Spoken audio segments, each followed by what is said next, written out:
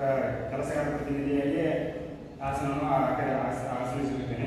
ಈ ಸಂಧಾನಕಾರ ಪದ್ಧತಿಯು ನಮಗೆ ಸ್ವೀಕರಿಸಿದ್ದಕ್ಕೆ ಧನ್ಯವಾದಗಳು. ನಮಸ್ತೆ ಸರ್, ನಾನು ಕಾನೂನುಬದ್ಧ ವಕೀಲರಾಗಿದ್ದು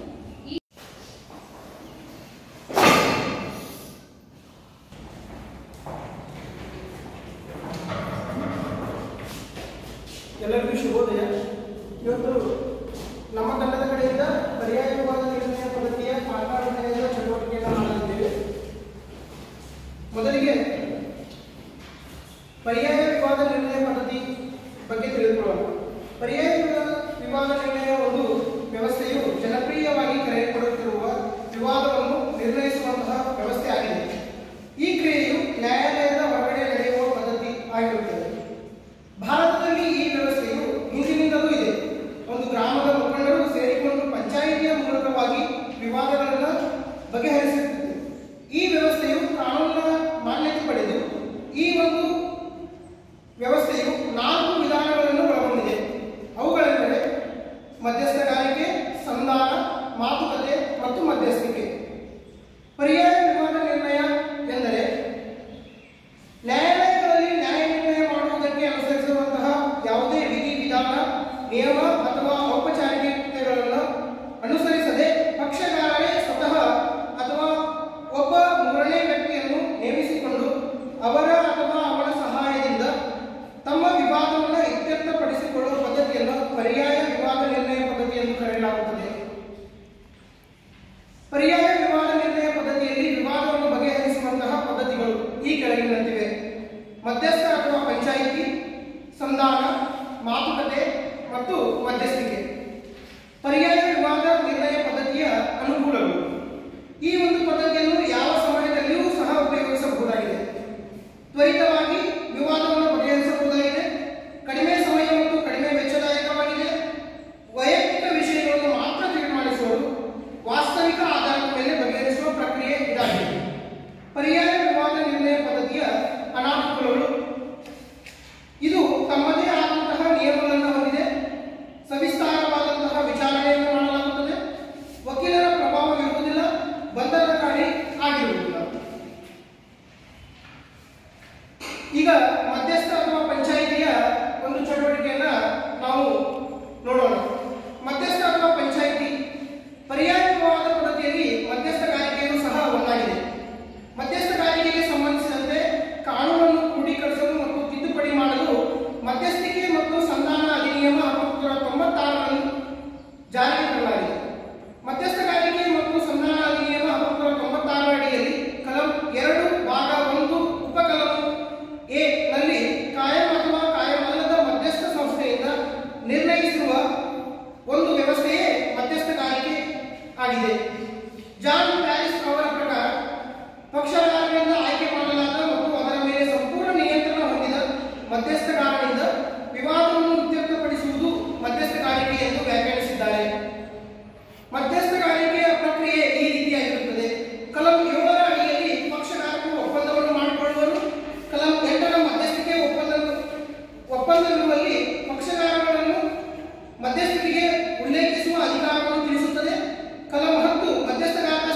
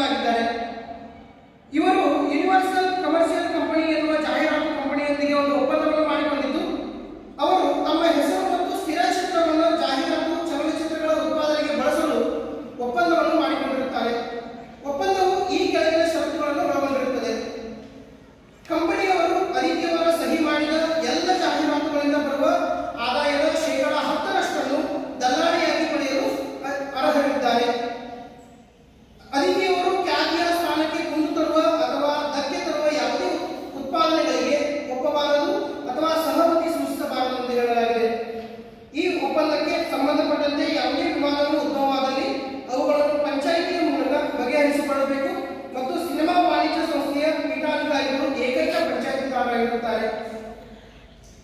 HIV ಸೋಂಕು ತಡೆಯಲು ಗರ್ಭನಿರೋಧಕವು ಒಂದು ಸಾಧನವೆನ್ನುವ ಜಾಹೀರಾತಿಗೆ ಕಂಪನಿ ಸಹಿ ಹಾಕಿದೆ. ಈ ಜಾಹೀರಾತು ಶ್ರೀಮತಿ ಅದಿತಿ ಅವರಿಗೆ ಅಪಾರ ಪ್ರಮಾಣದ ಪ್ರತಿಕೂಲ ಪ್ರಚಾರ ಉಂಟು ಮಾಡಿದೆ. ಈ ಜಾಹೀರಾತನ್ನು ತಕ್ಷಣ ನಿಲ್ಲಿಸಲು ಅವರು ಕಂಪನಿಗೆ ನೋಟಿಸ್ ನೀಡಿದರು. ಆದರೆ ಕಂಪನಿಯವರು ತಾವು ಹಾಗೆ ಮಾಡಲು ಸಾಧ್ಯವಿಲ್ಲ ಎಂದು ಹೇಳಿದಾಗ, ಏಕೆಂದರೆ 1 ವರ್ಷದ ಅವಧಿಯ ಒಪ್ಪಂದಕ್ಕೆ ರುಜು ಹಾಕಿದೆ ಮತ್ತು ಈ ಒಪ್ಪಂದವನ್ನು ಮುಂದುವರಿಸುವುದರಿಂದ ಆರ್ಥಿಕವಾದಂತಹ ಭೀಕರ ಪರಿಣಾಮಗಳು ಉಂಟಾಗುತ್ತವೆ. ಅನ್ಯ ಮಾರ್ಗವಿಲ್ಲದೆ ಅವರು ಪಂಚಾಯಿತಿಗೆ ಮಾರ್ಗವನ್ನು ಆಯ್ಕೆ ಮಾಡಿಕೊಂಡಿರುತ್ತಾರೆ. ಈ ಒಂದು ಚಟುವಟಿಕೆಯಲ್ಲಿ ಮಧ್ಯಸ್ಥಗಾರರಾಗಿ ಬಾಬು ಅವರು ಇರುತ್ತಾರೆ, ಅದಿತಿಯಾಗಿ ಶ್ರುತಿ ಅವರು ಇರುತ್ತಾರೆ, ಅದಿತಿ ಪರ ವಕೀಲರಾಗಿ ಪ್ರವೀಣ್ ಅವರು ಇರುತ್ತಾರೆ, ಕಂಪನಿಯ ಮುಖ್ಯಸ್ಥರಾಗಿ ಕಿರಣ್ ಅವರು ಇರುತ್ತಾರೆ, ಕಂಪನಿ ಪರ ವಕೀಲರಾಗಿ ಶೋಭಾ ಅವರು ಇರುತ್ತಾರೆ. ಈಗ ಮಧ್ಯಸ್ಥಗಾರಿಕೆ ಪ್ರಕ್ರಿಯೆ ಪ್ರಾರಂಭವಾಗುತ್ತದೆ. ಎಲ್ಲರಿಗೂ ಮುಂದಿನ ನಮಸ್ಕಾರಗಳು. ನನ್ನ ಹೆಸರು ಗೋಪಾಲ ಅಂತ. ನಾನು ಈ ಒಂದು ಪ್ರಕರಣದಲ್ಲಿ ಮಧ್ಯಸ್ಥಗಾರಿಕೆ ಮತ್ತು ಸಂಧಾನ ಅಧಿನಿಯಮ 1996 ಕಲಂ 11 ಅಡಿಯಲ್ಲಿ ಮಧ್ಯಸ್ಥಗಾರನಿಗೆ ನೇಮಕವಾಗಿ ಹೊಂದಿರುವೆನು ಹಾಗೂ ಅದಿತಿ ಮತ್ತು ಜಾಹೀರಾತು ಕಂಪನಿಯ ನಡುವೆ ಉಂಟಾಗಿರುವ ಒಂದು ವಿವಾದವನ್ನು ಬಗೆಹರಿಸಲು ಪಕ್ಷಗಳ ಒಪ್ಪಿಗೆ ಮೇರೆಗೆ ಒಬ್ಬನೇ ಮಧ್ಯಸ್ಥರನ್ನಾಗಿ ನನ್ನನ್ನು ನೇಮಕ ಮಾಡಿರುವರು ಹಾಗೂ ನಾನು ಮಧ್ಯವರ್ತಿಯಾಗಿ 5 ವರ್ಷಗಳ ಕಾಲ ಸೇವೆಯನ್ನು ಸಲ್ಲಿಸಿದ್ದೇನೆ. ಎರಡೂ ಪಕ್ಷಗಳ ಸಮ್ಮುಖದಲ್ಲಿ ಪಂಚಾಯಿತಿಯನ್ನು ನಡೆಸಲಾಗುತ್ತದೆ. ಈ ಒಂದು ಪರ್ಯಾಯ ವಿಧಾನಕ್ಕೆ ಎರಡೂ ಪಕ್ಷಗಳು ವೆಚ್ಚವನ್ನು ಭರಿಸಬೇಕಾಗುತ್ತದೆ. ಅದಕ್ಕೆ ಆದಿತ್ಯವರೇ ಹೇಳಿದ್ದೀರಿ. ನಮಸ್ತೆ ಸ್ವಾಮಿ, ನಾನು ಅದಿತಿಯವರು. ನೀವು ಹೇಳಿದಂತೆ ಎಲ್ಲ ವಿಧಿಗಳನ್ನು ನಾನು ಬದಲಿದ್ದೇನೆ ಹಾಗೂ ಈ ನನ್ನ ಪ್ರಕರಣವನ್ನು ಪ್ರವೀಣರಾದಂತಹ ವಕೀಲರು ನನ್ನ ವ್ಯಕ್ತಪಡಿಸುತ್ತಾರೆ. ಕಂಪನಿಯವರಿಗೆ ಹೇಳಿದ್ದೀರಿ. ನಮಸ್ತೆ ಸರ್. ಕಂಪನಿ ಮುಖ್ಯಸ್ಥನಾದ ನಾನು ಮಧ್ಯಸ್ಥಗಾರಿಕೆಯಲ್ಲಿ ತಿಳಿಸಿದ ಎಲ್ಲ ವಿಧಿವಿಧಾನಗಳಿಗೆ ಒಪ್ಪಿಗೆ ಇದ್ದು ಒಂದು ಪರ್ಯಾಯ ವಿಧಾನಕ್ಕೆ ವೆಚ್ಚ ಭರಿಸಲು ಸಿದ್ಧರಿದ್ದೇವೆ. ಹಾಗೂ ಈ ನಮ್ಮ ಕಂಪನಿ ಪ್ರಕರಣವನ್ನು ನಮ್ಮ ಕಂಪನಿಯ ಕಾನೂನುಬದ್ಧ ವಕೀಲರಾದಂತಹ ಶೋಭಾ ಅವರು ಮುಂದುವರಿಸುತ್ತಾರೆ. ಅದಿತಿಯವರಿಗೆ ಒಂದು ದಾಖಲೆಗಳು ಕಾನೂನಿನ ಅದಿತಿ ಪರ ವಕೀಲರು ತಿಳಿಸಬಹುದೇ? ನಮಸ್ತೆ ಸರ್. ನನ್ನ ಕಕ್ಷಿದಾರರಾದಂಥ ಅದಿತಿಯವರ ಪರವಾಗಿ ಪ್ರಕರಣವನ್ನು ವ್ಯಕ್ತಪಡಿಸುವುದರಿಂದ ಕೋರುತ್ತೇನೆ ಸರ್. ಹೇಳಿ, ಮುಂದುವರಿಸಿ. ನನ್ನ ಕಕ್ಷಿದಾರರಾದ ಅದಿತಿಯವರು ಪ್ರಖ್ಯಾತ ವ್ಯಕ್ತಿ, ಚಲನಚಿತ್ರ ಹಾಗೂ ಧಾರಾವಾಹಿ ಮುಖಾಂತರ ಪ್ರಖ್ಯಾತಿ ಪಡೆದವರು ಹಾಗೂ ಸಿನಿಮಾ ಕ್ಷೇತ್ರವನ್ನು ಪ್ರವೇಶಿಸಿ ಹೆಚ್ಚು ಸಂಭಾವನೆ ಪಡೆಯುವ ನಟಿಯರಲ್ಲಿ ಒಬ್ಬರು. ಇವರೊಂದಿಗೆ ಜಾಹೀರಾತು ಯೂನಿವರ್ಸಲ್ ಕಮರ್ಷಿಯಲ್ ಕಂಪನಿಯವರು ಹೆಚ್ಚಾಗಿ ಗರ್ಭನಿರೋಧಕ ಜಾಹೀರಾತು ಮಾಡಿದ್ದರಿಂದ ರಜವಳಿಕೆಯಾಗಿ ಕುಂದು ಹಾಗೂ ಧಕ್ಕೆ ಉಂಟಾಗುವುದರಿಂದ ಈ ಜಾಹೀರಾತನ್ನು ಸ್ಥಗಿತಗೊಳಿಸಲು ತಾವೇ ಒಪ್ಪಿದ್ದಾರೆ. ಅದಿತಿಯವರ ಈ ಒಂದು ವಾದಕ್ಕೆ ಕಂಪನಿಯವರ ನಿಮ್ಮ ಅಭಿಪ್ರಾಯವನ್ನು ತಿಳಿಸಬಹುದೇ? ನಮಸ್ತೆ ಸರ್. ನಾನು ಕಂಪನಿ ಪರ ವಕೀಲೆಯಾಗಿದ್ದು ಯೂನಿವರ್ಸಲ್ ಕಮರ್ಷಿಯಲ್ ಕಂಪನಿ ಇದು ಒಂದು ಜಾಹೀರಾತು ಕಂಪನಿಯಾಗಿದ್ದು ಅತ್ಯಂತ ಚಾಲ್ತಿ ಮತ್ತು ಉನ್ನತ ಮಟ್ಟದ ಹಾಗೂ ಸಾರ್ವಜನಿಕ ಉಪಯೋಗವಾಗುವಂತಹ ಕಂಪನಿಯಾಗಿದೆ. ಈ ಕಾರಣದಿಂದಾಗಿ ಸಾಮಾಜಿಕ ಹಿತರಕ್ಷಣೆಯಿಂದಾಗಿ HIV ಸೋಂಕು ತಡೆಯಲು ಗರ್ಭ ನಿರೋಧಕವು ಒಂದು ಸಾಧನ ಎಂಬ ಜಾಹೀರಾತು ಮಾಡಿದ್ದು HIV ಸೋಂಕಿನಿಂದ ಆಗುವ ಅನಾಹುತಗಳನ್ನು ತಡೆಯಲು ಈ ಒಂದು ಜಾಹೀರಾತು ಮಾಡಿರುತ್ತಾರೆ. ಇದರಿಂದ ಅವರ ಖ್ಯಾತಿಗೆ ಯಾವುದೇ ನಷ್ಟವಾಗಿರುವುದಿಲ್ಲ ಹಾಗೂ ಈ ಒಂದು ಜಾಹೀರಾತಿನಿಂದ ಅವರ ಖ್ಯಾತಿ ಇನ್ನಷ್ಟು ಹೆಚ್ಚಾಗಿರುತ್ತದೆ. ಕಂಪನಿಯ ಪ್ರಶ್ನೆಯಾಗಿ ನಿಮ್ಮ ದಾಖಲೆಯನ್ನು ಹಾಜರುಪಡಿಸಬಹುದು ಕಂಪನಿ ವಕೀಲರು? ಕಂಪನಿಯ ಪರ ವಕೀಲರಾಗಿ ಕಂಪನಿಯ ಅವರು ದಾಖಲೆಗಳನ್ನು ಮಾಡಿಕೊಂಡಿರುವ ದಾಖಲೆಗಳನ್ನು ಹಾಜರುಪಡಿಸುತ್ತಿದ್ದೇವೆ. ಒಪ್ಪಂದ ಪತ್ರ, ಬ್ಯಾಂಕ್ ಲೆಕ್ಕಪತ್ರ, ಸಂಘದ ಮನವಿ ಪತ್ರ ಇತ್ಯಾದಿಗಳು ಹಾಜರುಪಡಿಸುತ್ತಿದ್ದೇವೆ.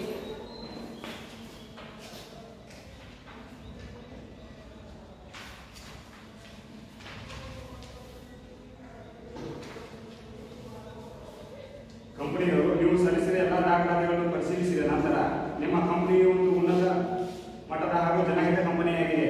ಆದರೆ ನಿಮ್ಮ ಕಂಪನಿಯ ಮೇಲೆ ಅದಿತಿಯವರು ತಮ್ಮ ಖ್ಯಾತಿಗೆ ನಷ್ಟವಾಗಿದೆ ಎಂದು ದಾವೆ ಹೂಡಿದ್ದಾರೆ ಹಾಗೂ HIV ಗರ್ಭನಿರೋಧಕ ಜಾಹೀರಾತನ್ನು ಕೂಡಲೇ ನಿಲ್ಲಿಸಲು ನೋಟಿಸ್ ನೀಡಿದ್ದಾರೆ. ಇದಕ್ಕೆ ನಿಮ್ಮ ಅಭಿಪ್ರಾಯಗಳು? ಹೌದು ಸರ್. HIV ಗರ್ಭನಿರೋಧಕ ಜಾಹೀರಾತು ತಕ್ಷಣ ನಿಲ್ಲಿಸುವಂತೆ ಅತಿಥಿಯವರು ಕಂಪನಿಗೆ ನೋಟಿಸ್ ನೀಡಿರುತ್ತಾರೆ. ಆದರೆ ನಮ್ಮ ಕಕ್ಷಿದಾರರಿಗೆ ಈ ಜಾಹೀರಾತು ನಿಲ್ಲಿಸುವುದರಿಂದ ಅಪಾರವಾದ ಹಾನಿ ಉಂಟಾಗುತ್ತದೆ. ಅದಿತಿಯವರು ಜಾಹೀರಾತನ್ನು ತಡೆಯಲು ಸೂಕ್ತ ಕಾರಣವನ್ನು ವ್ಯಕ್ತಪಡಿಸುವುದೇ ಅದಿತಿ ಪರ ವಕೀಲರು?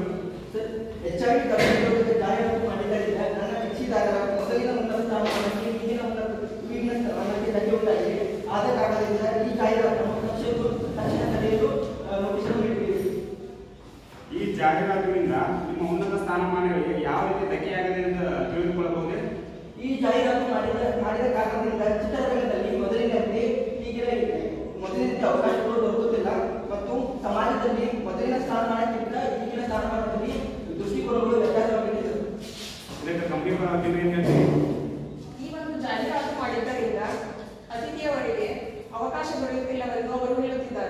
ಆದರೆ ಈ ಬಗ್ಗೆ ಯಾವುದೇ ಪತ್ರಿಕೆಗಳಲ್ಲಿ ಸಾಮಾಜಿಕ ಜಾಲತಾಣದಲ್ಲಿ ವರದಿಯಾಗಿರುವುದಿಲ್ಲ. ಕಂಪನಿಯ ವಕೀಲರು ಹೇಳಿದಂತೆ ಸಾಮಾಜಿಕ ಜಾಲತಾಣದಲ್ಲಿ ವರದಿಯಾಗಿಲ್ಲವೆಂದು ನೀವು ಹೇಳುತ್ತಿದ್ದೀರಿ. ಆದರೆ ಕೆಲವು ಪ್ರಕರಣದಲ್ಲಿ ಸಾಮಾಜಿಕ ಜಾಲತಾಣದಲ್ಲಿ ವರದಿಯಾಗಿರುವುದಿಲ್ಲ. ಅದಿತಿಯವರು ಹೇಳಿದ ಹಾಗೆ ಚಿತ್ರರಂಗದ ಕೆಲವೊಂದು ಕಾರ್ಯಕ್ರಮಕ್ಕೆ ಹೋದಾಗ ಅಲ್ಲಿನ ಬೇರೆ ನಟ ನಟಿಯರು ಹಾಗೂ ಅಲ್ಲಿದ್ದ ಜನರು ಕೂಡ ಅವರನ್ನು ನಿರ್ಲಕ್ಷಿಸುತ್ತಾರೆ.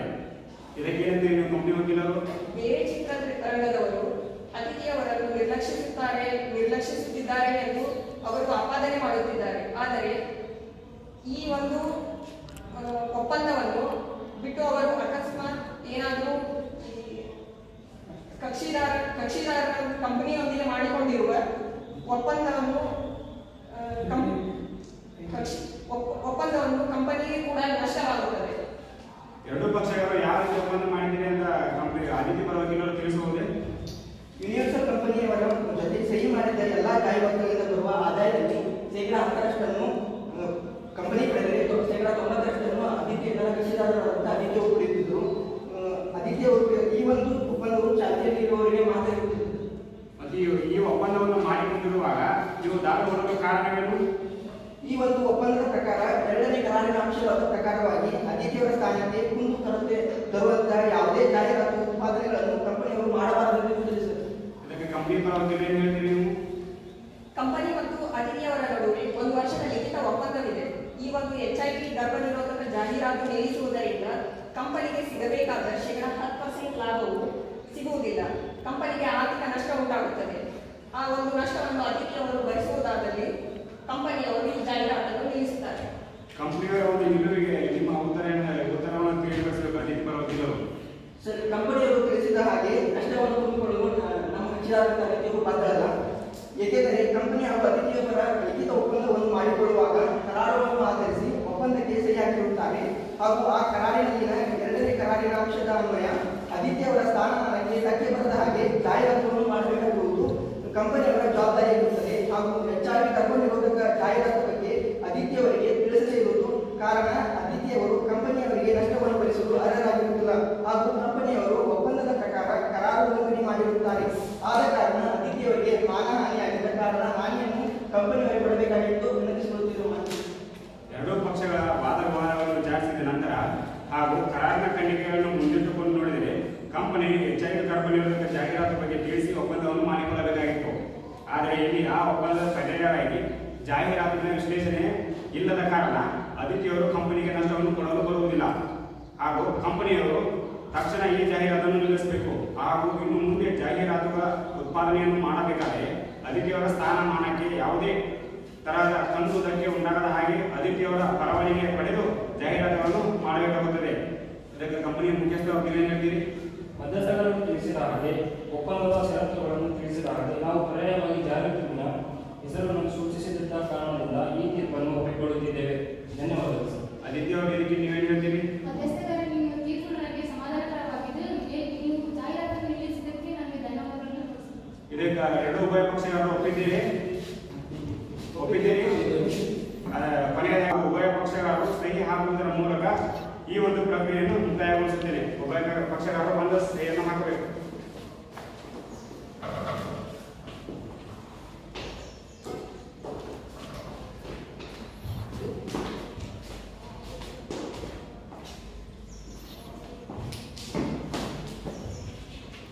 ಈ ವಿವಾದವು ಮುಕ್ತಾಯಗೊಳ್ಳುತ್ತದೆ.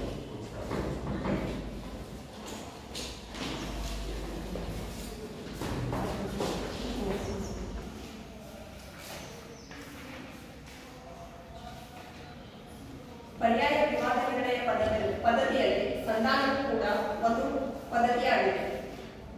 ಸಂಧಾನ ಇದರ ಅರ್ಥ ಸಂಧಾನ ಎಂಬುದು ನ್ಯಾಯಾಲಯದ ಹೊರಗಿನ ವಿವಾದ ಪರಿಹಾರವಾಗಿದೆ. ಪಕ್ಷಗಾರರು ತಮ್ಮ ವಿವಾದಗಳನ್ನು ಸಂಧಾನಕಾರರೆಂದು ಕರೆಯುವ ನಿಷ್ಪಕ್ಷಪಾತ ಹಾಗೂ ತಟಸ್ಥ ಮೂರನೇ ವ್ಯಕ್ತಿಯ ಸಹಾಯದಿಂದ ಅಥವಾ ಅವನ ಸಂಧಾನದ ಮೂಲಕ ಇತ್ಯರ್ಥಪಡಿಸಿಕೊಳ್ಳುವುದಕ್ಕೆ ಸಂಧಾನ ಎಂದು ಕರೆಯುತ್ತಾರೆ. ಮಧ್ಯಸ್ಥಿಕೆಯಂತಹ ಸಮನ್ವಯ ಸ್ವಯಂ ಪ್ರೇರಿತ ಹೊಂದಿಕೊಳ್ಳುವ ಗೌಪ್ಯತೆ ಮತ್ತು ಆಸಕ್ತಿ ಆಧಾರಿತ ಪ್ರಕ್ರಿಯೆಯಾಗಿದೆ. ತಟಸ್ಥ ಮೂರನೇ ವ್ಯಕ್ತಿಯಾಗಿ ಕಾರ್ಯನಿರ್ವಹಿಸುವ ಸಂಧಾನಕಾರನ ಸಹಾಯದಿಂದ ಪಕ್ಷಗಳು ಸೌಹಾರ್ದಯುತವಾದ ವಿವಾದ ಇತ್ಯರ್ಥವನ್ನು ತಲುಪಲು ಪ್ರಯತ್ನಿಸುತ್ತವೆ. ಸಂಧಾನದ ವಿಧಗಳು: ಉತ್ತೇಜನಕಾರಿಯಾದ ಸಂಧಾನ, ಮೌಲ್ಯಮಾಪನ ಸಂಧಾನ, ನ್ಯಾಯಾಲಯಕ್ಕೆ ಒಳಪಟ್ಟ ಸಂಧಾನ, ಸ್ವ ಇಚ್ಛಾಪೂರ್ವಕ ಸಂಧಾನ, ಕಡ್ಡಾಯವಾದ ಸಂಧಾನ. ಸಂಧಾನದ ಅನೇಕ ರೀತಿಯ ಅನುಕೂಲಗಳು: ಸಣ್ಣ ಮತ್ತು ಬೃಹತ್ ವಿವಾದಗಳನ್ನು ಸಂಧಾನದ ಮೂಲಕ ಬಗೆಹರಿಸಬಹುದಾಗಿದೆ. ಸಂಧಾನದ ಯಾವುದೇ ಹಂತದಲ್ಲಿ ಅದರಿಂದ ಹೊರಬರಲು ಪಕ್ಷಗಾರರಿಗೆ ಮುಕ್ತ ಅವಕಾಶವನ್ನು ಕಲ್ಪಿಸಲಾಗುತ್ತದೆ. ಕಡಿಮೆ ವೆಚ್ಚದಲ್ಲಿ ಮತ್ತು ತ್ವರಿತವಾಗಿ ವಿವಾದವನ್ನು ನಿರ್ಣಯಿಸಿಕೊಳ್ಳಬಹುದಾಗಿದೆ. ಗೌಪ್ಯತೆಯನ್ನು ಕಾಪಾಡಿಕೊಳ್ಳಲಾಗುತ್ತದೆ. ಲಂಚಗುಳಿತನ ಮತ್ತು ಪಕ್ಷಪಾತಕ್ಕೆ ಇಲ್ಲಿ ಅವಕಾಶವಿರುವುದಿಲ್ಲ. ಸಂಧಾನಕಾರನ ಅರ್ಹತೆಗಳು ಅಥವಾ ಗುಣಗಳು: ಸಂಧಾನಕಾರನು ಅನುಭವ, ಕೌಶಲ್ಯ ಮತ್ತು ಜ್ಞಾನವನ್ನು ಹೊಂದಿರಬೇಕು. ಮಾನಸಿಕವಾಗಿ ಮತ್ತು ದೈಹಿಕವಾಗಿ ಸದೃಢನಾಗಿರಬೇಕು. ಪ್ರಾಮಾಣಿಕತೆ ಮತ್ತು ನಿಷ್ಪಕ್ಷಪಾತ ವ್ಯಕ್ತಿಯಾಗಿರಬೇಕು. ವಿಷಯ ವಸ್ತುವನ್ನು ತಿಳಿದಿರುವಂತವನಾಗಿರಬೇಕು. ಗೌಪ್ಯತೆಯನ್ನು ಕಾಪಾಡುವಂತವನಾಗಿರಬೇಕು. ಸಂಧಾನದ ಒಪ್ಪಂದದ ಕುರಿತು ಆತನಿಗೆ ತಿಳುವಳಿಕೆ ಇರಬೇಕು. ನಂಬಿಕೆ ಮತ್ತು ವಿಶ್ವಾಸವನ್ನು ಹೊಂದಿರಬೇಕು.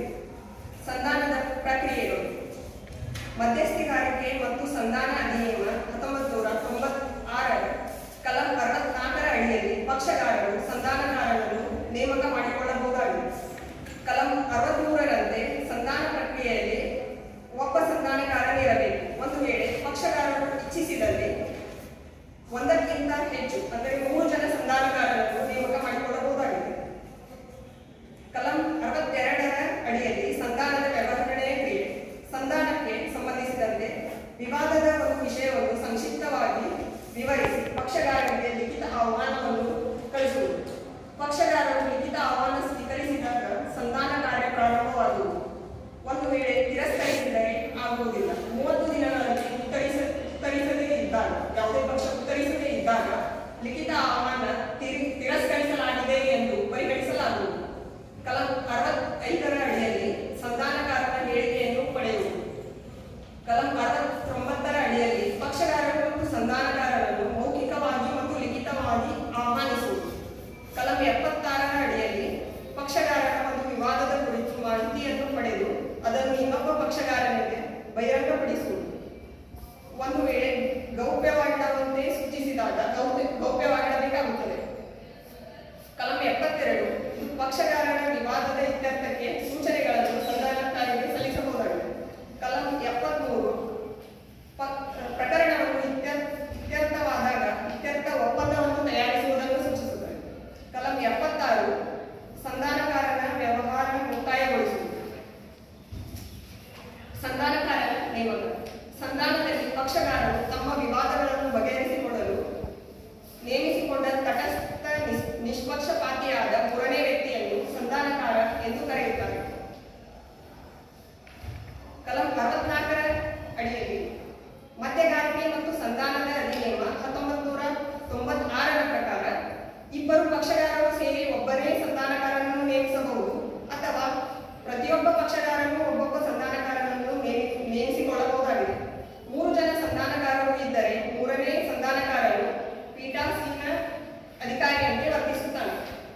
ಹೀಗೆ ಪಕ್ಷಗಾರರು ತಾವೇ ಸಂಧಾನಕಾರರನ್ನು ನೇಮಿಸಿಕೊಳ್ಳಬಹುದು ಅಥವಾ ಯಾವುದೇ ಸಂಸ್ಥೆ ಅಥವಾ ವ್ಯಕ್ತಿಯ ಸಹಾಯದಿಂದ ಪಡೆದು ನೇಮಿಸಬಹುದಾಗಿದೆ.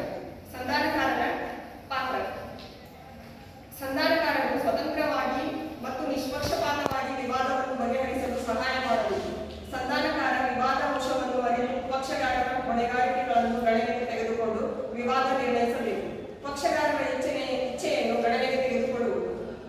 ಇತ್ಯರ್ಥಕ್ಕೆ ಪಕ್ಷಗಾರರು ಒಪ್ಪಿದಾಗ ಇತ್ಯರ್ಥ ಒಪ್ಪಂದವನ್ನು ತಯಾರಿಸುವುದು.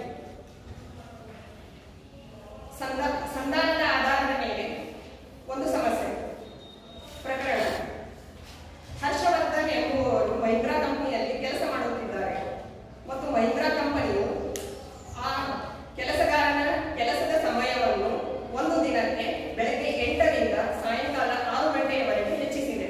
ಮಹೀಂದ್ರಾ ಕಂಪನಿಯಲ್ಲಿ ಕೆಲಸ ಮಾಡುವ ಕಾರ್ಮಿಕರು ಕಂಪನಿಯ ಮುಂದೆ ಒಂದು ಬೇಡಿಕೆಯನ್ನು ಇಡುತ್ತಾರೆ.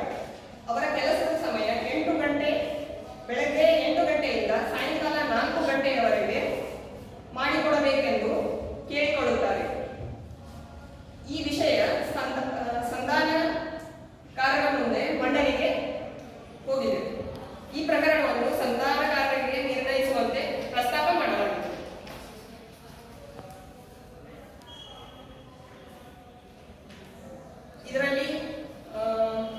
ಈ ಸಂಧಾನಕಾರ ಪದ್ಧತಿಯನ್ನು ಅಭಿನಯ ಮಾಡಿ ತೋರಿಸುತ್ತಿರುವ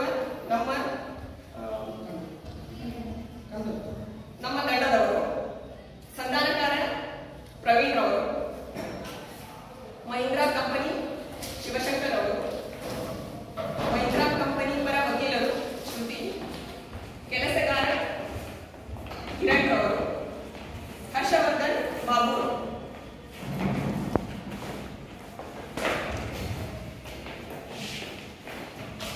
ನಮಸ್ತೆ. ನನ್ನ ಹೆಸರು ಪ್ರವೀಣ್. ನಾನು ಈ ಒಂದು ಪ್ರಕರಣದಲ್ಲಿ ಸಂಧಾನಕಾರನಾಗಿ ನೇಮಕಗೊಂಡಿರುತ್ತೇನೆ. ನನಗೆ ಹಲವಾರು ವರ್ಷಗಳಿಂದ ಸಂಧಾನಕಾರನಾಗಿ ಅನುಭವವನ್ನು ಹೊಂದಿದ್ದೇನೆ. ಈಗ ಪಕ್ಷಗಾರರು ಒಬ್ಬೊಬ್ಬರಾಗಿ ತಮ್ಮ ಪರಿಚಯವನ್ನು ಮಾಡಿಕೊಳ್ಳಬೇಕು ವಿನಂತಿ. ನಮಸ್ತೆ ಸರ್, ನಾನು ಮಹೇಂದ್ರ ಕಂಪನಿಯ ಮಾಲೀಕನಾಗಿದ್ದು ಕೆಲಸಗಾರರ ಸಮಯದ ವಿವಾದಕ್ಕೆ ಸಂಬಂಧಿಸಿದಂತೆ ನಿಮ್ಮ ಸಂಧಾನ ಪತ್ರವನ್ನು ನಾವು ಸ್ವೀಕರಿಸುತ್ತೇವೆ ಹಾಗೂ ಮೇಲೆ ತಿಳಿಸಿರುವಂತಹ ವಿಧಾನಕ್ಕೆ ನಮ್ಮ ಕಂಪನಿಯು ಬದ್ಧವಾಗಿದೆ. ನಮ್ಮ ಕಂಪನಿಯು ಕಾನೂನುಬದ್ಧ ವಕೀಲರಾಗಿರ್ತಕ್ಕಂತಹ ಶ್ರುತಿಯವರು ಪ್ರಕರಣವನ್ನು ವ್ಯಕ್ತಪಡಿಸಿದ್ದಾರೆ. ನಮಸ್ತೆ ಸರ್, ನಾವು ಕಳೆದ 10 ವರ್ಷಗಳಿಂದ ಮಹೇಂದ್ರಾ ಕಂಪನಿಯಲ್ಲಿ ಕೆಲಸಗಾರರಾಗಿ ಕಾರ್ಯನಿರ್ವಹಿಸುತ್ತಿದ್ದು ಇವಾಗ ನಮಗೆ ಕೆಲಸದ ಅವಧಿಯ ಬಗ್ಗೆ ಇರುವುದಿದೆ ಹಾಗೂ ನಮ್ಮ ಕೆಲಸಗಾರರ ಪ್ರತಿನಿಧಿ ಬಾಬು ಅವರು ಮುಂದುವರಿಸುತ್ತಾರೆ. ನಮಸ್ತೆ ಸ್ವಾಮಿ, ನನ್ನ ಹೆಸರು ಬಾಬು ಅಂತ ಕೆಲಸಗಾರ ಪ್ರತಿನಿಧಿಯಾಗಿ ಆಸನಿಸುತ್ತಿದ್ದೇನೆ. ಈ ಸಂಧಾನಕಾರ ಪದ್ಧತಿಯು ನಮಗೆ ಸ್ವೀಕರಿಸಿದ್ದಕ್ಕೆ ಧನ್ಯವಾದಗಳು.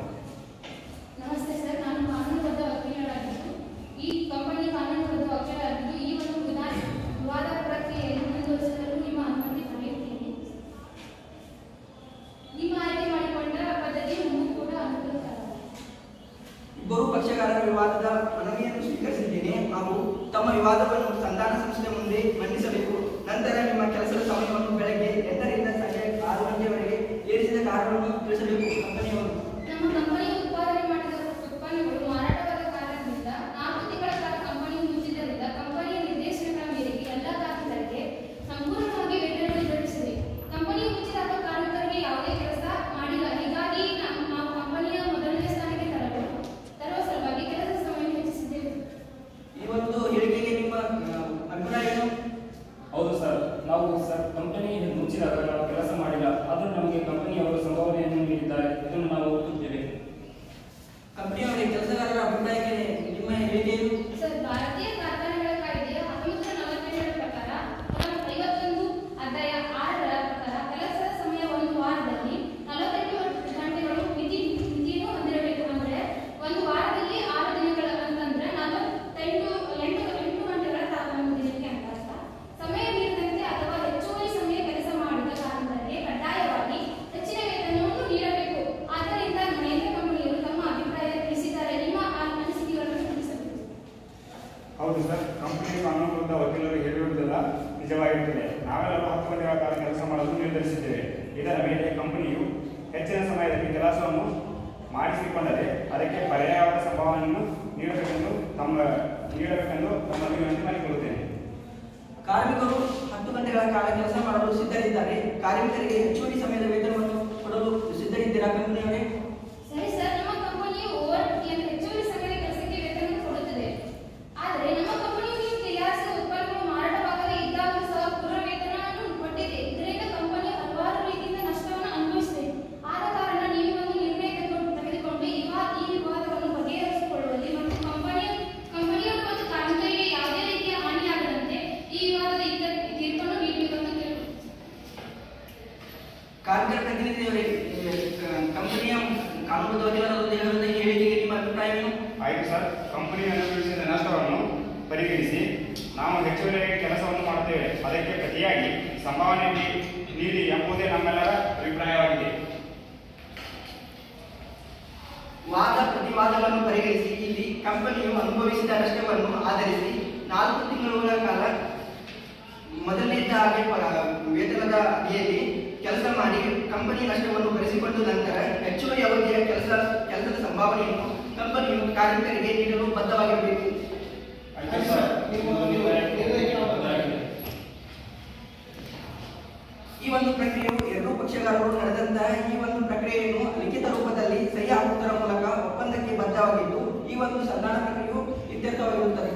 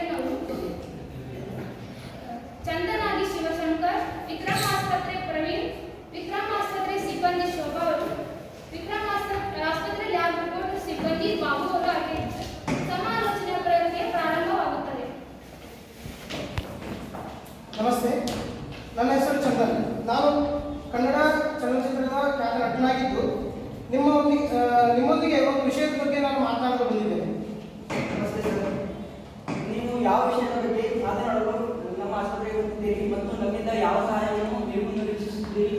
ಹಿಂದೆ ನಾನು 1/1/2023 ನಿಮ್ಮ ಆಸ್ಪತ್ರೆಗೆ ಚಿಕಿತ್ಸೆ ಪಡೆಯಲು ಬಂದಿದ್ದೆ. ಆಗ ಆ ವಿಷಯಕ್ಕೆ ಸಂಬಂಧಪಟ್ಟಂತೆ ನಾನು ಇವತ್ತು ನಿಮ್ಗೆ ಭೇಟಿಯಾಗಿ ಬಂದಿದ್ದೇನೆ. ಅದು ನಮ್ಮ ಆಸ್ಪತ್ರೆಯಲ್ಲಿ ಯಾವ ರೀತಿಯ ಚಿಕಿತ್ಸೆಯನ್ನು ನೀವು ಪಡೆದಿದ್ದೀರಿ? ನಾನು ತೀವ್ರವಾದಂತಹ ಜ್ವರದ ಒಂದು ಬಾಧೆಯಿಂದ ಬಳಲ್ತಾ ಇದ್ದೆ. ಆಗ ನನ್ನ ಸ್ನೇಹಿತರ ಒಂದು ಸಲಹೆಯ ಮೇರೆಗೆ ನಿಮ್ಮ ಆಸ್ಪತ್ರೆಗೆ ನಾನು ಬಂದೆ. ಆದರೆ ಅಲ್ಲಿ ನಿಮ್ಮ ರಕ್ತ ತಪಾಸಣಾ ಕೇಂದ್ರದಲ್ಲಿ ನಾನು ರಕ್ತ ತಪಾಸಣೆಯನ್ನು ಮಾಡಿದ ನಂತರ ಅಲ್ಲಿ ಬಂದಂತಹ ವರದಿ ಆಧಾರದ ಮೇಲೆ ನಿಮ್ಮ ಭೇಟಿಯಾಗಿ ಬಂದಿದ್ದೇನೆ. ಸರಿ ಸರ್, ನೀವು ರಕ್ತ ತಪಾಸಣೆಯನ್ನು ನಮ್ಮ ಆಸ್ಪತ್ರೆಯ ಪ್ರಯೋಗಾಲಯದಲ್ಲಿ ಮಾಡಿಸಿದ್ದೀರಾ, ಬೇರೆ ಆಸ್ಪತ್ರೆ ಪ್ರಯೋಗಾಲಯದಲ್ಲಿ ಮಾಡಿಸಿದ್ದೀರಾ? ನಾನು ನಿಮ್ಮ ಆಸ್ಪತ್ರೆಯ ಪ್ರಯೋಗಾಲಯದಲ್ಲಿಯೇ ರಕ್ತ ತಪಾಸಣೆಯನ್ನು ಮಾಡಿಸಿ ಬಂದಿದ್ದೇನೆ.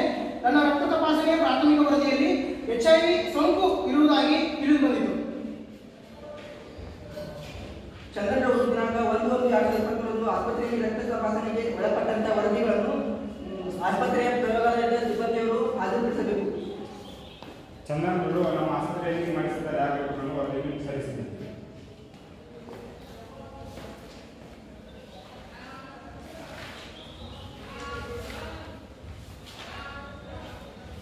ಎಲ್ಲ ವರದಿಗಳನ್ನು ಪರಿಶೀಲಿಸಿದ ನಂತರ ನನಗೆ ತಿಳಿದು ಬರುವುದೇನೆಂದರೆ ದಿನಾಂಕ 1/1/2023 ತೀವ್ರವಾದ ಜ್ವರವಿದ್ದ ಕಾರಣ ನೀವು ನಮ್ಮ ಆಸ್ಪತ್ರೆಯ ವೈದ್ಯರ ಸೂಚನೆಯ ಮೇರೆಗೆ ನಮ್ಮ ಆಸ್ಪತ್ರೆಯ ಪ್ರಯೋಗಾಲಯದಲ್ಲಿ ರಕ್ತ ತಪಾಸಣೆಯನ್ನು ಮಾಡಿಸಿಕೊಂಡಿರುತ್ತೀರಿ.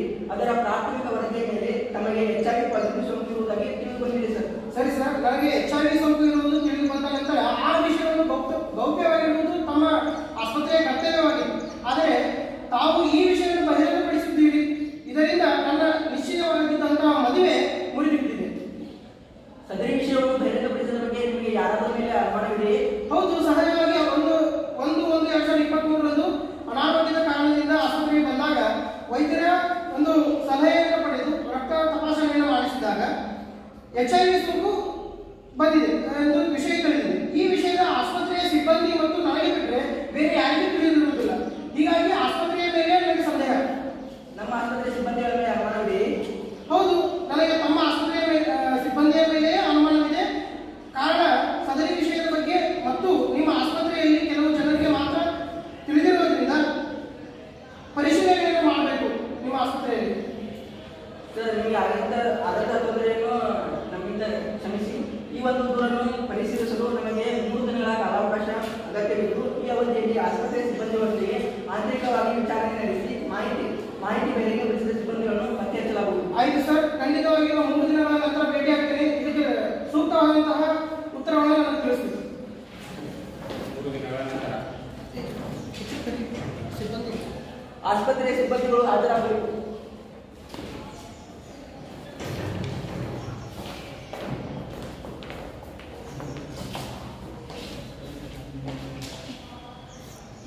ನಿಮ್ಮನ್ನು ಕರೆದಂತ ಕಾರಣ ಏನಂತಂದ್ರೆ ಖ್ಯಾತರಂಗದಂತ ಚಂದನ್ನವರ ರೋಗಕ್ಕೆ ಸಂಬಂಧಿಸಿದಂತೆ ಅವರಿಗೆ HIV ಸೋಂಕು ತಗುಲಿದ ಕಾರಣವನ್ನು ವಿಷಯವನ್ನು ಬೇರೆಯವರಿಗೆ ಪ್ರಸ್ತಾಪಿಸಿದ್ದಾರೆ, ಬಹಿರಂಗಪಡಿಸಿದ್ದಾರೆ. ಈ ಒಂದು ಪ್ರಸ್ತಾಪಿಸಿದ ವಿಷಯವನ್ನು ಬಹಿರಂಗಪಡಿಸಿದಲ್ಲಿ ನೀವು ಯಾರಾದರೂ ಭಾಗಿಯಾಗಿದ್ದೀರಾ? ಇಲ್ಲ ಸರ್, ನಾವು ಭಾಗಿಯಾಗಿಲ್ಲ. ನಿಜ ಹೇಳಿ, ಇಲ್ಲ ಅಂತಂದ್ರೆ ಕಾನೂನು ಕ್ರಮಕ್ಕೆ ಬರಲಾಗುತ್ತೀರಾ? ಹೌದು ಸರ್, ನಾನೇ ಈ ವಿಷಯವನ್ನು ಬಹಿರಂಗಪಡಿಸಿದೆ. ಈಗ ಇನ್ನು 3 ದಿನಗಳ ನಂತರ ಅವರು ಚಂದ್ರನವರು ಬರುತ್ತಾರೆ. ಅವರಿಗೆ ನಿಮ್ಮ ಸಾಧಕ ಬಾಧಕಗಳಿಗೆ ನೀವೇ ಜವಾಬ್ದಾರರಾಗಿರ್ತೀರಿ. ಅವರಿಗೆ ಮಾತುಕತೆಯ ಮೂಲಕ ತಿಳಿಸಿಕೊಡಿ. ಆಯ್ತು ಸರ್. 3 ದಿನಗಳ ನಂತರ ಸಮಾಲೋಚನೆ ಆರಂಭ. ನಮಸ್ತೆ, ನಾನು ಹೇಳಿದಂತಹ ವಿಷಯ ಏನಾಯಿತು? ನೀವು ನೀಡಿದ ದೂರಿನ ಅನ್ವಯ ಆಂತರಿಕ ವಿಚಾರಣೆಯಲ್ಲಿ ನನಗೆ ತಿಳಿದು ಬಂದ ವಿಷಯವೇನೆಂದರೆ ನೀವು ನಿಶ್ಚಿತಾರ್ಥ ಮಾಡಿಕೊಂಡಿರುವ ಯುವತಿ ಸೋನಿಯಾ ಸಂಬಂಧಿ ಈ ಆಸ್ಪತ್ರೆಯ ಕೆಲಸ ಮಾಡುತ್ತಿದ್ದು ಅವರು ಈ ವಿಷಯ ಬಹಿರಂಗಪಡಿಸಿದ್ದು ಆಂತರಿಕ ವಿಚಾರಣೆಯಿಂದ ತಿಳಿದು ಬಂದಿದೆ. ಆಸ್ಪತ್ರೆಯ ನಿಯಮಾವಳಿ ಅನ್ವಯ ಆಸ್ಪತ್ರೆಯ ಯಾವುದೇ ಸಿಬ್ಬಂದಿಯು ರೋಗಿಯ ಕಾಯಿಲೆಗೆ ಸಂಬಂಧಿಸಿದ ಮತ್ತು ಅದರ ಚಿಕಿತ್ಸೆಗೆ ಸಂಬಂಧಿಸಿದ ಯಾವುದೇ ವಿಷಯವನ್ನು ಅನ್ಯರಿಗೆ ಬಹಿರಂಗಪಡಿಸುವಂತಿಲ್ಲ. ಹಾಗೇನಾದರೂ ಬಹಿರಂಗಪಡಿಸಿದಲ್ಲಿ ಅದರಿಂದ ಎದುರಾಗುವಂತಹ ಸಾಧಕ ಬಾಧಕ ಅಥವಾ ಕಾನೂನು ಕ್ರಮಕ್ಕೆ ಆ ಸಿಬ್ಬಂದಿಯು ತಾನೇ ಜವಾಬ್ದಾರರಾಗಿರುತ್ತಾನೆ. ಕಾರಣ ಈ ದೂರಿಗೆ ಸಂಬಂಧಿಸಿದಂತೆ ಆಸ್ಪತ್ರೆಯು ಯಾವುದೇ ರೀತಿಯಿಂದ ಜವಾಬ್ದಾರರಾಗುವುದಿಲ್ಲ. ಕಾರಣ ಸದರಿ ಸಿಬ್ಬಂದಿಯ ಮೇಲೆ ಆಸ್ಪತ್ರೆಯ ನಿಯಮಗಳ ಅನ್ವಯ ಸೂಕ್ತ ಕ್ರಮಗಳನ್ನು ಜರುಗಿಸಲಾಗುತ್ತದೆ. ಜರುಗಿಸುವ ಮುಖದಲ್ಲಿ ನೋಡಬಹುದು. ಆಸ್ಪತ್ರೆಯ ವಿರುದ್ಧ ತಮ್ಮ ದೂರನ್ನು ಹಿಂಪಡೆಯಲು ತಮ್ಮಲ್ಲಿ ಮನವಿ ಮಾಡಿಕೊಳ್ಳುತ್ತೇನೆ ಸರ್. ಈ ವಿಷಯದ ಕುರಿತು ಮೊಕದ್ದಮೆಯನ್ನು ಹೂಡಿದಲ್ಲಿ ನನ್ನ ಪ್ರತಿಷ್ಠೆಗೂ ಮತ್ತು ಆಸ್ಪತ್ರೆಯ ಆಸ್ಪತ್ರೆಯ ಒಂದು ಪ್ರತಿಷ್ಠೆಗೆ ಧಕ್ಕೆ ಉಂಟಾಗುವ ಸಂಭವವಿರುವುದರಿಂದ ನಾನು ಸಮಾಲೋಚನೆಯ ಮೂಲಕ ಈ ವಿಷಯವನ್ನು ಬಗೆಹರಿಸಿಕೊಳ್ಳಲು ಈ ವಿಧಾನವನ್ನು ಆಯ್ಕೆ ಮಾಡಿಕೊಳ್ಳುತ್ತೇನೆ. ಸರಿ ಸರ್, ಸದರಿ ವಿಷಯ ಬಹಿರಂಗಪಡಿಸಿದ ಆಸ್ಪತ್ರೆ ಸಿಬ್ಬಂದಿಯೊಂದಿಗೆ ಮಾತುಕತೆಯನ್ನು ನಡೆಸಲು ನಿಮಗೆ ವ್ಯವಸ್ಥೆಯನ್ನು ಮಾಡಿಕೊಡುತ್ತೇವೆ. ಸರಿ ಸರ್. ವಿಕ್ರಮ್ ಆಸ್ಪತ್ರೆ ಸಿಬ್ಬಂದಿ.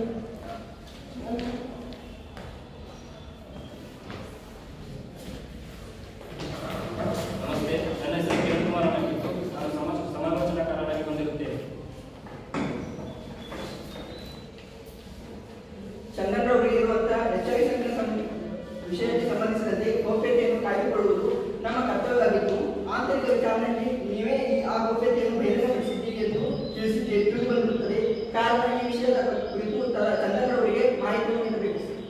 ಭಾರತೀಯ ವೈದ್ಯಕೀಯ ಪರಿಷತ್ತಿನ ನಿಯಮದ ಪ್ರಕಾರ ರೋಗಿಯ ರೋಗದ ಮತ್ತು ಅದರ ಚಿಕಿತ್ಸೆಯ ಕುರಿತು ಗೌಪ್ಯತೆಯನ್ನು ಕಾಪಾಡುವುದು ಆಸ್ಪತ್ರೆಯ ಹೊಣೆಗಾರಿಕೆಯಾಗಿತ್ತು.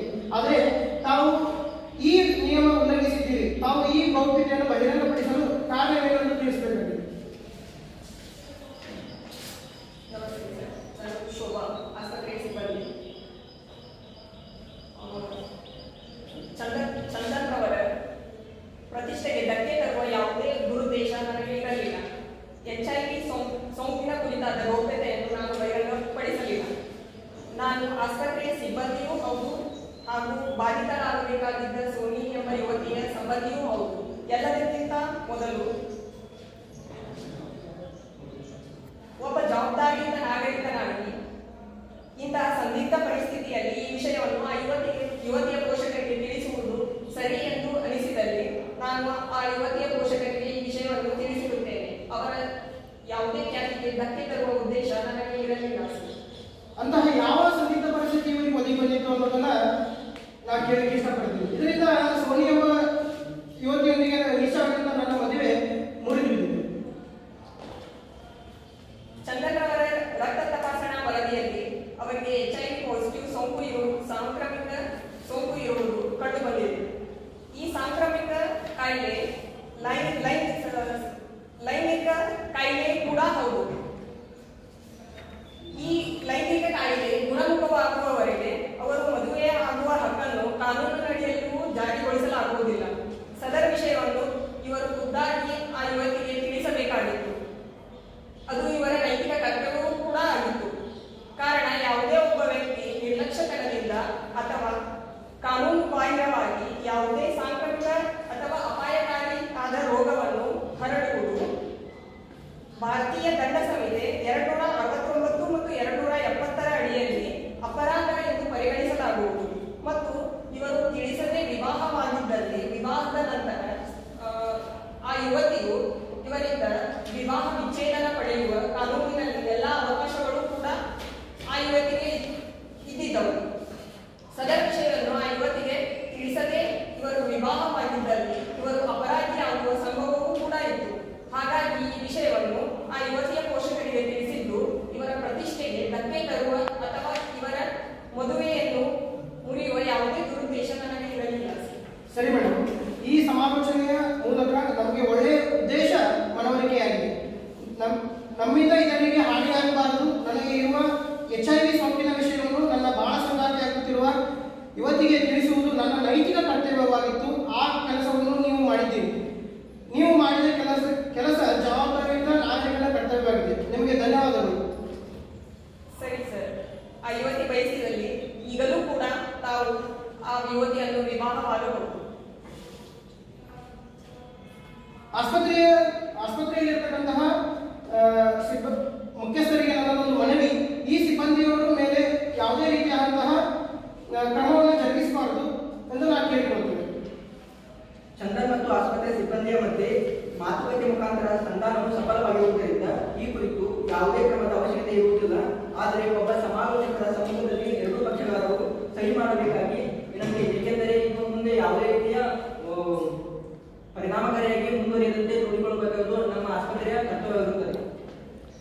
ಈ ಒಂದು ವಾದದಲ್ಲಿ ಮಾತುಕತೆ ಅಥವಾ ಸಮಾಲೋಚನೆ ನಡೆಸಿ ಎರಡೂ ಪಕ್ಷಗಾರರು ಪರಸ್ಪರ ಒಪ್ಪಿಗೆಯ ಮೂಲಕ ಈ ಒಂದು ಪರ್ಯಾಯ ವಿವಾದ ನಿರ್ಣಯ ಪದ್ಧತಿಯಲ್ಲಿ ಸಹಿ ಹಾಕುವ ಮೂಲಕ ಈ ವಾದವನ್ನು ಇತ್ಯರ್ಥಪಡಿಸಿಕೊಂಡಿದ್ದೇವೆ.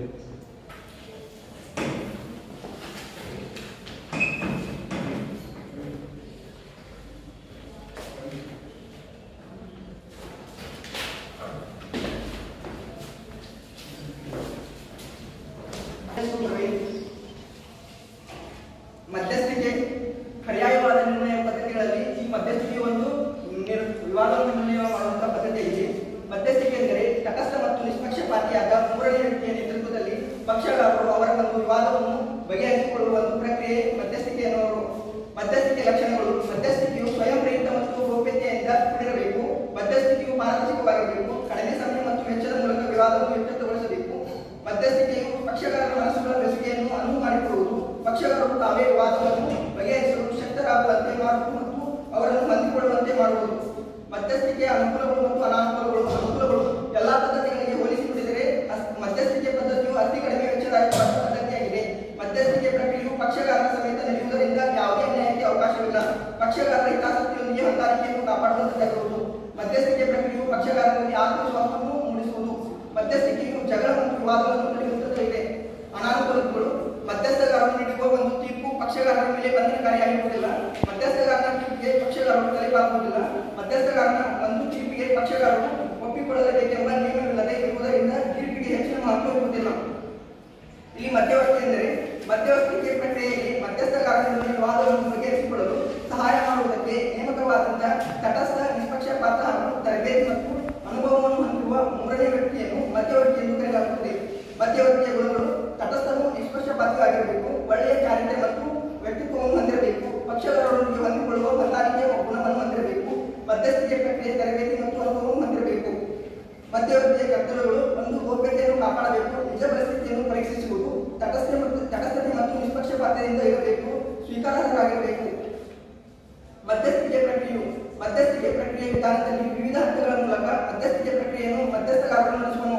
ಅವುಗಳು ಕೆಳಗಿನಂತೆ ಇರುತ್ತವೆ. ಮಧ್ಯಸ್ಥಿಕೆಯ ಸ್ಥಳ, ದಿನಾಂಕ ಮತ್ತು ಸಮಯ ನಿಗದಿಗೊಳಿಸಿ ಅದಕ್ಕೆ ಬೇಕಾಗಿರುವಂತಹ ಪೂರ್ವಸಿದ್ಧತೆ ನಡೆಸುವುದು.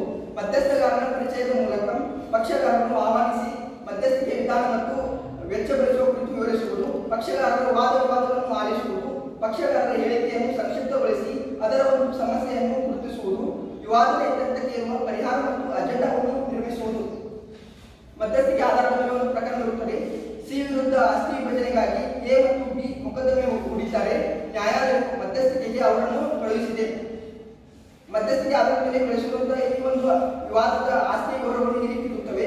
15 ಲಕ್ಷ, 6 ಲಕ್ಷ, 4 ಲಕ್ಷ ರೂಪಾಯಿಯ ಮೌಲ್ಯದ 3 ಮನೆಗಳು ಇವೆ. 10 ಲಕ್ಷ ರೂಪಾಯಿ ಮೌಲ್ಯದ ಬಂಗಾರವಿದೆ. 20 ಲಕ್ಷ ರೂಪಾಯಿ ಮೌಲ್ಯದ ಕೃಷಿ ಭೂಮಿ ಇದೆ. ಈ ಪ್ರಕರಣವನ್ನು ಮಧ್ಯಸ್ಥಗಾರರಿಗೆ ನಿರ್ವಹಿಸುವಂತೆ ಪ್ರಸ್ತಾಪ ಮಾಡಲಾಗಿದೆ. ಮಧ್ಯಸ್ಥಗಾರರನ್ನಾಗಿ ಶೋಭಾ ಮತ್ತು ಶ್ರುತಿಯವರನ್ನು ನೇಮಿಸಲಾಗಿದೆ.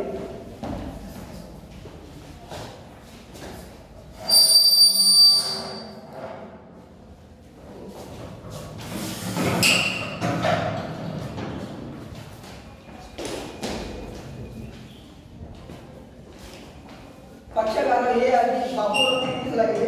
ಪಕ್ಷಗಾರ ಬಿ ಆಗಿ ಕಿರಣ್ ಅವರನ್ನು ನೇಮಿಸಲಾಗಿದೆ. ಪಕ್ಷಗಾರ ಸಿ ಶಂಕರ್ ಅವರನ್ನು ನೇಮಿಸಲಾಗಿದೆ. ಈ ಒಂದು ಮಧ್ಯಸ್ಥಿಕೆ ಪ್ರಕ್ರಿಯೆಯು ಮುಂದುವರಿಯುತ್ತದೆ.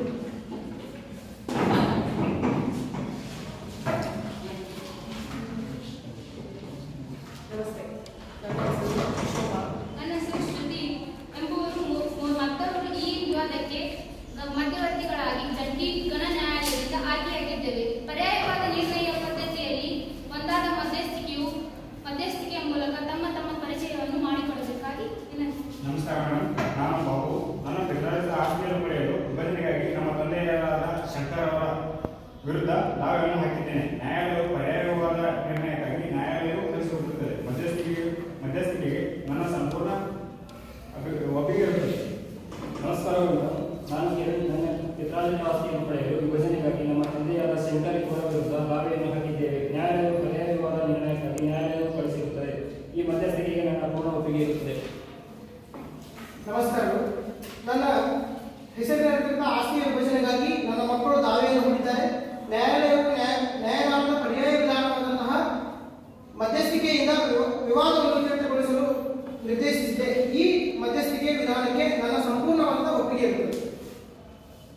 ಪಕ್ಷಗಾರರಾದ ಬಾಬು ಮತ್ತು ಕಿರಣ್ ತಮ್ಮ ತಂದೆಯ ವಿರುದ್ಧ ಪಿತ್ರಾರ್ಜಿತ ಆಸ್ತಿ ವಿಭಜನೆಗಾಗಿ ದಾವೆ ಹೂಡಿದ್ದು, ಈ ಆಸ್ತಿ ವಿಭಜನೆಗಾಗಿ ಸಂಬಂಧಿಸಿದ ದಾಖಲೆಗಳನ್ನು ನಮ್ಮ ಮುಂದೆ ಹಾಜರುಪಡಿಸಬೇಕು. ಸರ್, ನನ್ನ ತಂದೆಯ ಶಂಕರ್ ಅವರ ಹೆಸರಿನಲ್ಲಿ ಇರುವ ಅಂದರೆ ಪಿತ್ರಾರ್ಜಿತವಾಗಿ ಬಂದಿರುವಂತಹ ಆಸ್ತಿಯ ದಾಖಲೆಗಳು ಈ ರೀತಿಯಾಗಿ ಅಜ್ಜನ ಆಸ್ತಿಯ ಪತ್ರ, ಖರೀದಿ ಪತ್ರ ಹಾಗೂ ಅಜ್ಜನಿಂದ ತಂದೆಗೆ ಬಂದ ಮಹತ್ವ ಮಾಹಿತಿ